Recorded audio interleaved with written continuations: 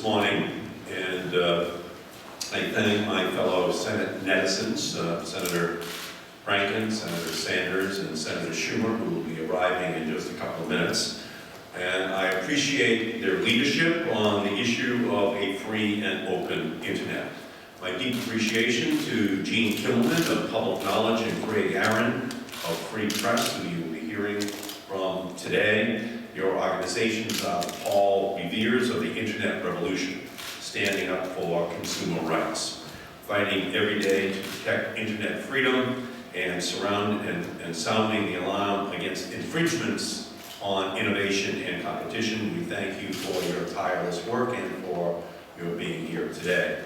And thank you to Althea Erickson of Etsy as a premier online marketplace for over 1 million artists, craftsmen, and small businesses. You are the epitome of the democratization of entrepreneurship and innovation that the internet allows. I appreciate your adding your voice and the voices of all of your artisans to this critical effort. We are here today for one reason: to protect the internet as we know it. Net neutrality is as basic to the functioning of the internet as non-discrimination is to the United States Constitution. In fact, net neutrality is just a fancy word for non-discrimination.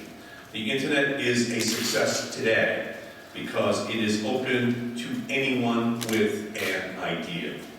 Openness and non-discrimination are the internet's heart and soul, and any infringements on these features erode the essence of the internet.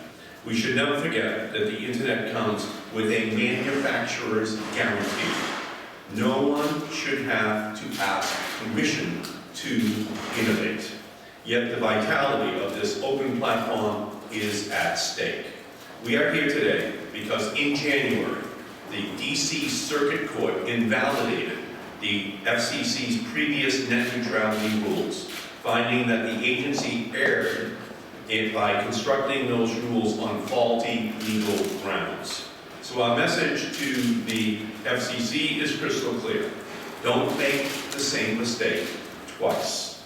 That's why I am proud to join with 11 of my colleagues to urge the FCC to reclassify broadband as a telecommunications service under Title II, enabling the Commission to put the strongest rules on the books to prevent against discrimination.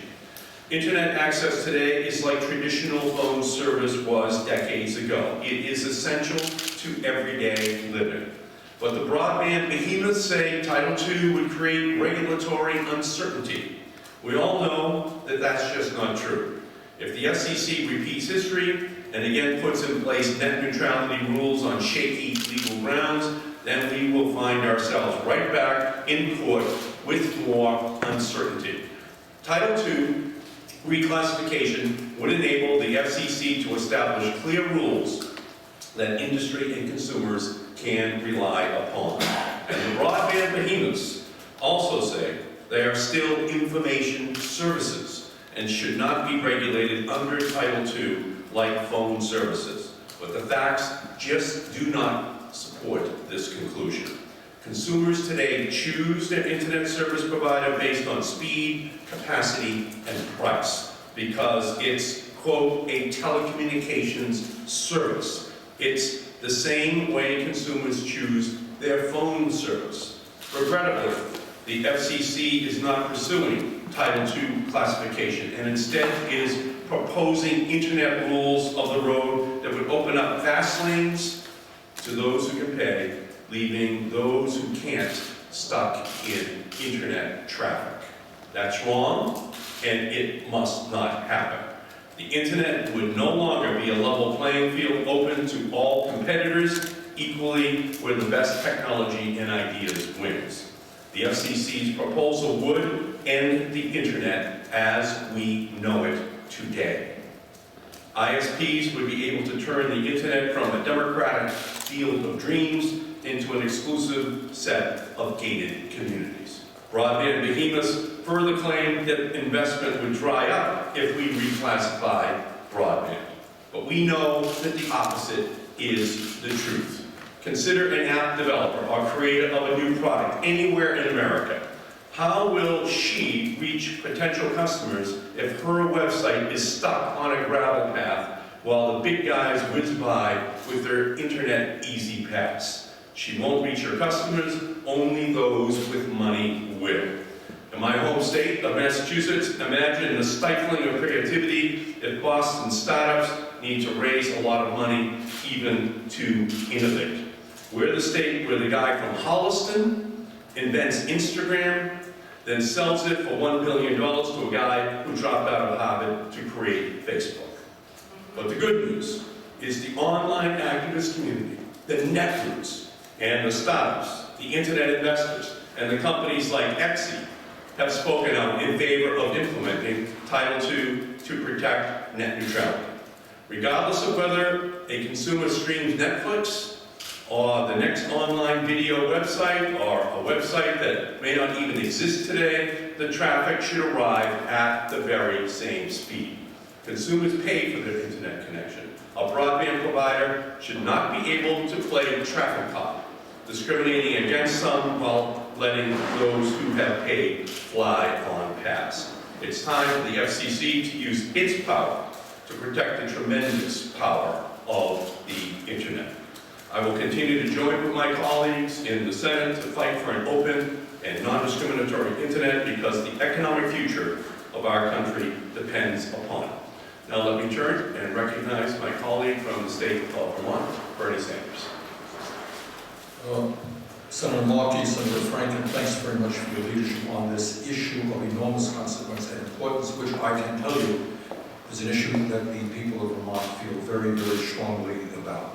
I think as everybody knows in America today, the people who have the money, the wealthiest people in this country, the largest corporations, they are doing phenomenally well. Meanwhile, the middle class is declining and small businesses all over this country are struggling economically to keep their heads above water. The FCC's proposal to end net neutrality on the internet would exacerbate that process and be another boon to those who already have the wealth and the power. It would make it harder for small businesses to compete against corporate America. It would make it harder for bright young entrepreneurs to start up new companies, and it would inhibit the free flow of ideas, which are so important to a democratic society and a democratic world.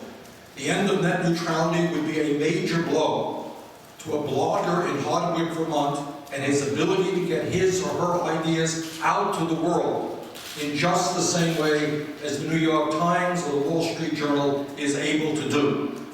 It would be a blow against a high school kid in Bennington, Vermont, who today has the ability to research any website he or she wants all over the world in the same way that a top executive in a large corporation does. That's called net neutrality. If the FCC allows big corporations to negotiate fast lane deals, then the internet will be sold to the highest bidder. Companies with the money will have the success and access, and small businesses will be treated as second and third class citizens. Net neutrality has prohibited the giant internet companies from favoring or blocking websites. Our free and open internet has made invaluable contributions to democracy, both here in the United States and around the world. Whether you are wealthy, poor, young or old, the internet allows all people to seek out information and communicate globally. What net neutrality means is that everyone has the same access to the same information. Whether you're a mom and pop store or a huge retailer, you should have the same access to customers. Net neutrality does that right now. Most Americans understand that the internet has been an enormous success in fostering innovation and enabling free speech across the country.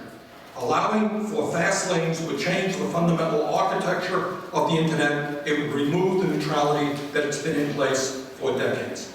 I am a very strong believer that the internet should be classified as a common carrier, and signed the letter to Chairman Wheeler with the members of the Senate who are here today. As a common carrier, the FCC could make certain that internet service providers provide the same quality service to everybody without discrimination. 2 months ago, this really kind of blew me away. I asked people on my website to send me comments about the issue of net neutrality, which we would then forward to the FCC, which we did. In 2 separate websites, over 40,000 people from Vermont and around the country, over 40,000 people sent comments, some of them very long, some of them short. But loudly and clearly what they said, it is absolutely imperative for this country that we retain net neutrality. And again, I want to thank Ed Markey and Al Franken and Chuck Schumer, all the others who have been engaged in the short run. Thanks. Al Franken. Thank you, Ed. Bernie. This is actually very simple. We are here because we want the internet to stay the way it's been. We've had net neutrality from the very beginning. All of the innovation that has happened on the internet hasn't happened just while we've had net neutrality. It's happened because we have net neutrality. An example I use all the time. Google Video there was a thing called Google Video before there was YouTube. YouTube started over a pizzeria in San Mateo, California, because the creators of YouTube were able to have their product viewed at the same speed as Google Video. People got to test it, got to see it, got to choose it, got to make a choice, got to make a democratic choice. And they went with YouTube because it was better. Think about YouTube. Think about all the innovation that we've had since the internet has become the internet. All that has happened not just because net neutrality, or not because it was, while net neutrality was in place, but because. And that's an inescapable conclusion, that if we allow these fast lanes, that we are going to kill all of that. And that's why I'm glad Elliot is here, to talk about the innovation that you create when your content is allowed to flow at the same speed, when everything is treated neutrally. That's net neutrality. That's what we're talking about today. And we are calling, Ed put it exactly right, we just don't make the same mistake again. The FCC has tried to write rules for net neutrality. The way to do it is through Title II. The way to do it is to call it what it is. It is a common carrier. To classify it as what it is. That's why we're here. And this is the free speech issue of our time. This is about everybody's viewpoint getting to every consumer of ideas at the exact same speed. And we've seen ways in which you can change people's moods by deciding which words they say. Now imagine a world in which the speed was controlled by just people who had a whole bunch of money, just by big, deep-pocketed corporations with the power to change everyone's moods. That is what we're talking about here. We're talking about whether we preserve what we have, what the internet has always been, or whether we go into a almost Orwellian architecture where all information is controlled, or is basically controlled by people, by corporations and deep pockets. Thank you. Go down to Senator Schumer. Well, thank you. And first, let me thank Senator Markey for his leadership on this issue, Senator Franken, Senator Sanders, and the others who signed this letter, who are dedicated to making sure, we are dedicated to making sure that the internet remains free and open for all users. From its earliest days, when businesses and consumers alike began to realize its dramatic potential, the internet has functioned as a level playing field that provided opportunity for all. Now, we realize that the internet in the 21st century is as important to our future as highways were in the 20th century. Like a highway, the internet must remain free and open for all, not determined by the highest bidders. This is vital for American jobs, commerce, innovation, and a prosperous future for America. Just look at the startup industry, which has grown to employ hundreds of thousands of people by harnessing the possibilities of an open internet. The FCC has the ability to protect that fair and open internet by reclassifying broadband services under Title II of the 1996 Telecommunications Act, which is what we are encouraging the FCC to do today. It's absolutely vital that the Commission do whatever it can to protect this access for all Americans. And after looking at every angle of this issue, it is clear to me that strong net neutrality rules cannot be established under the current framework. After 2 rulemaking attempts that were rejected by the courts, it is time for the FCC to switch gears and use its authority under Title II to protect the rights of startups and individuals, and at the same time recognize the economic realities of an ever-expanding demand for broadband. By reclassifying broadband as a Title II service, the FCC can make that happen in a balanced and judicious way.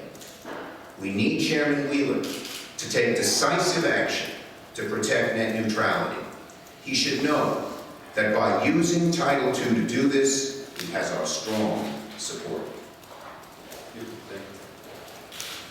Now, from public knowledge, we have Gene Tillman.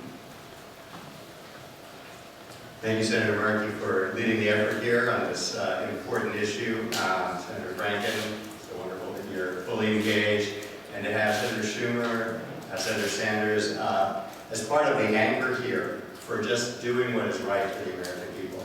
The American consumers understand this issue. This is very simple. Greg Aaron's going to explain shortly how the activism that's going on around the country, how people are really mobilizing on this. But this is very simple. Senator Markey stated it. This all comes from the telecommunications network, and just asking the FCC to do what it has always done, classify services appropriately for their function.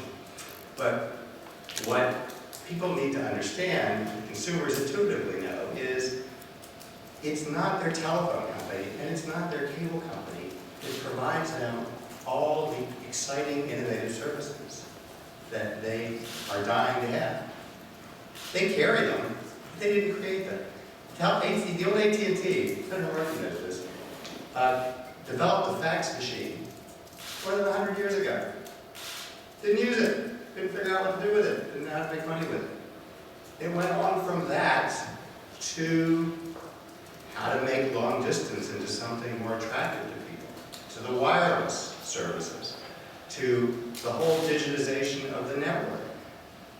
None of that came from the telephone wire companies. None of the exciting innovation on online distribution came from that cable industry. It came from small entrepreneurs. It came from innovators. It came from people who had opportunities to develop services that consumers want and need. And it only happened because the wired companies were not allowed to discriminate unfairly against all these innovators. And the capital market understood it and supported investment. Small businesses dove in. That's why today at the FCC, you will see filings, a lot of activists, thanks to Craig and his team, a lot of consumer groups, but small businesses, small telecom companies, high-tech companies. Why? Because they understand that without Title II, without fair non-discrimination rules, they're not in the game. They don't get what they need. They don't have a chance to grow the economy and for consumers to get the services they want. I will hand it over to my colleagues, but I want to make one other point. We started with telecommunications, as Senator Markey pointed out, and we ended with Senator Franken reminding us about freedom of expression. I've done this for more than 35 years. For a long time, it was just telecommunications. It is now, as Senator Markey said, constitutional rights. It is now deeper because what we are asking the internet to be is more than what we've ever asked a telephone service to be. Why? For a simple reason. Because it can be. Because it can support democracy. It can do things for creating social, economic, educational opportunities that telecommunications never could do before. Technology enables it. We just need the rules that ensure it. So I'm extremely thankful that we have the leadership here in the Senate. The comments today will convince the FCC, we are sure, that on the merits, analytically, they need to classify this service as they have all similar services in the past under Title II. And with these Senate leaders, I'm confident we'll be able to protect Chairman Wheeler to do the right thing and make sure that it is not only promulgated in rules, but it is preserved in law. Thanks so much for your leadership.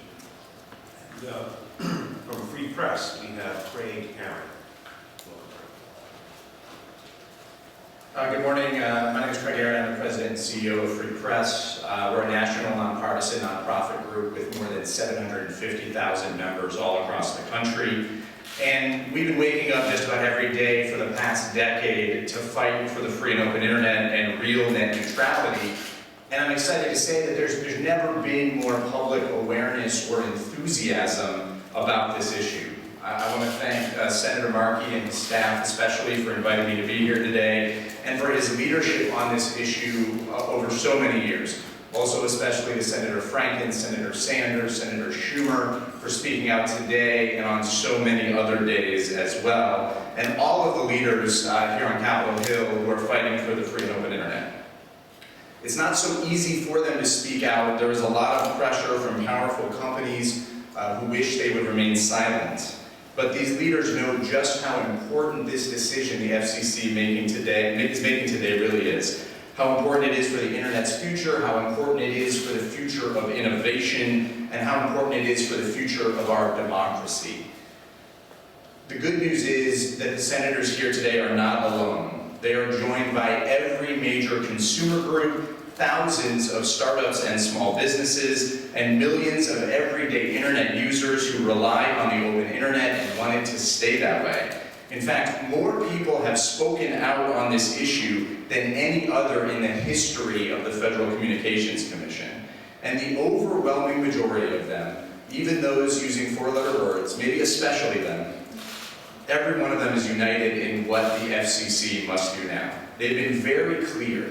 People don't want fast lanes for the few, they don't want discrimination online, they don't want a pay-to-play internet because they, the consumers, are going to be the ones who end up paying in the end. And that means there's only one path forward, one path that is sure to safeguard the open internet, and that is reclassifying broadband under Title II of the Communications Act, and that's what the FCC needs to do now. Some say this path is far too politically difficult, but I don't really think so. As I've told the FCC Chairman, Tom Wheeler, more than once, if you stand up for the internet, if you fight for real net neutrality, then the internet will fight for you. Thanks for having me today. And now we're going to hear from Althea Erickson from Etsy. Hi, my name is Althea Erickson. I'm a policy director at Etsy. Etsy is an online marketplace where you can buy handmade and vintage goods from designers, artists, and collectors around the world. We have over 1 million sellers who sell on the platform, and together they sold over $1.35 billion worth of goods just last year. Etsy sellers are paying their bills and supporting their families on the Etsy platform. We're also based in Brooklyn. We have just about 500 employees worldwide. We strongly encourage the FCC to protect a free and open internet and establish rules that allow companies to succeed or fail based on the merits of their products and not the depths of their pockets. An open internet promotes innovation by giving every company the same opportunity to succeed regardless of its size and allows new ideas to spread regardless of their source. Unfortunately, the chairman's proposal would undermine internet openness by allowing broadband providers to negotiate priority agreements with some companies and discriminate against others. Etsy was founded by a couple people in a Brooklyn apartment and built over the course of a few months. There's no way that if the proposed rules were in place, we could have found the success that we have today. And it's very clear that if the chairman moves forward with his proposal, that Etsy and other startups will suffer if the FCC allows companies to negotiate paid priority agreements. And that matters, but I think ultimately the most important thing is that the chairman's proposal would really harm Etsy sellers most of all. 80% of Etsy sellers are women. Almost all of them are sole proprietors working out of their homes. They represent a new wave of micro businesses and an encouraging response to difficult economic circumstances. The internet has democratized access to entrepreneurship for a whole new cohort of Americans, and the chairman's proposal threatens to undermine this progress by creating a pay-to-play environment that gives even greater advantage to entrenched incumbents. We encourage the FCC to pass strong net neutrality rules, to reclassify broadband as a telecommunications service under Title II, and to protect a free and open internet once and for all. I just want to close with one quick quote from a seller. A lot of our sellers have been agitating online and on our community. This is from one of our sellers in Maine. She says, "Open, fair, and affordable internet is very important to me. I am self-employed and use Etsy as a platform for my business. I live in a rural area and jobs are hard to come by, but the internet is allowing me to support my family. If changes happen to make it harder for me to be online, it will be so much harder for me to make a difference for my family." We hope that Chairman Wheeler does the right thing and protects an open internet now and in the future. Thanks. So, questions from anyone? Yes, ma'am. Senator, could you talk a little bit about the kind of response, what you're hearing from your constituents, and how that's helping in terms of everything else that's going on out there in the nation? Where does this issue rank? Net neutrality is a real issue. It goes to the democratization of access to information in our society.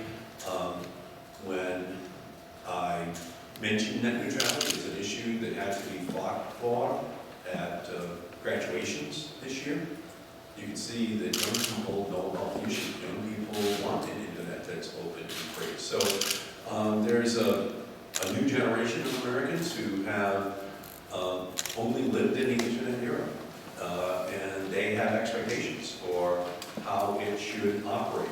Back in 1987, the FCC had a proposal that would have, under a rulemaking, led to per-minute charges for the internet. In other words, up on the side of your screen, you would have just seen the $1, the $5, the $8, and it would have been ticking like if it was a taxi meter.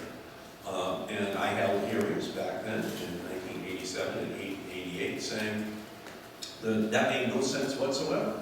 They were going to be tampering with the information service world as it was about to unfold, as the internet era was about to begin. And the whole history would have been completely different if it was per minute rather than this all-you-can-eat model, which we have developed over the years. Well, that's what we're debating today, and I think young people especially understand it, but increasingly you can be 18 or you can be an octogenarian. The internet is truly something that has democratized access to all information, and I find it to be a very powerful issue. Question? Yes, sir. Senator, beyond complaining about this issue, is this really a situation where there are no other congressional levers that you can pull to prod the FCC in this direction? Well, this is a law, and the law is something that has to be implemented. So we're making it very clear here that having been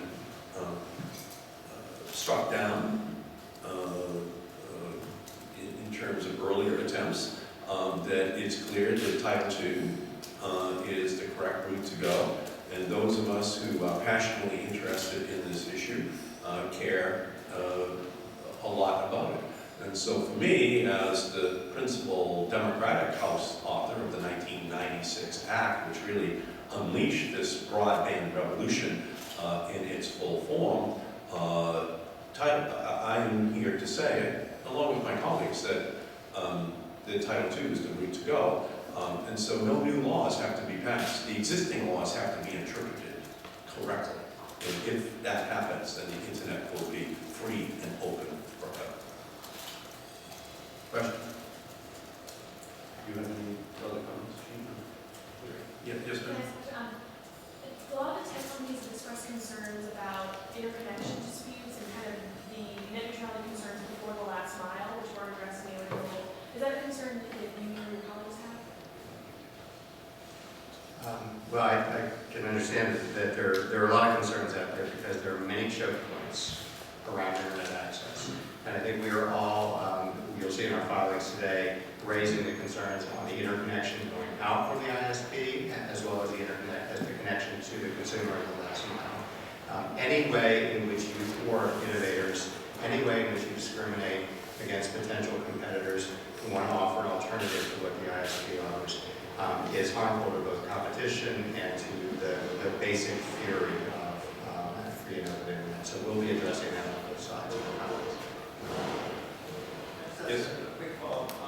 Senator, could you live with the FCC chairman's current proposal if he were to make changes or drop the pass on this component? Are you saying that what he's put forward is what he's doing? From my perspective, Title II is the correct way to go. It puts the burden on the Federal Communications Commission in order to ensure that the internet is free and open 24 hours a day. And there's no question about that. And there's a presumption that is the case. Going in a different direction leads to a prospect where that company, that individual who has been victimized now has to bring their case, and perhaps they might win ultimately. But in most instances, the vindication would be posthumous from the position of where they would be, because it would break them. The individuals would have to be hiring lawyers in order to go to the FCC, taking on the mega corporations. And so we just have to be realistic here about what the nature of the internet is, whether it be Mark Zuckerberg in his dorm room or any of the other young people who are out there in the country, or older people as well. You know, if they've got a great idea and they want to be able to reach Americans, and the large companies decide to shut them down, I guess theoretically you have a shot at trying to sue them, but by the time you win, you'll be broke. And ultimately, your company, your idea, will not have been able to make it in the marketplace. So I believe that Title II is the correct answer at the end of the day. Thank you all so much.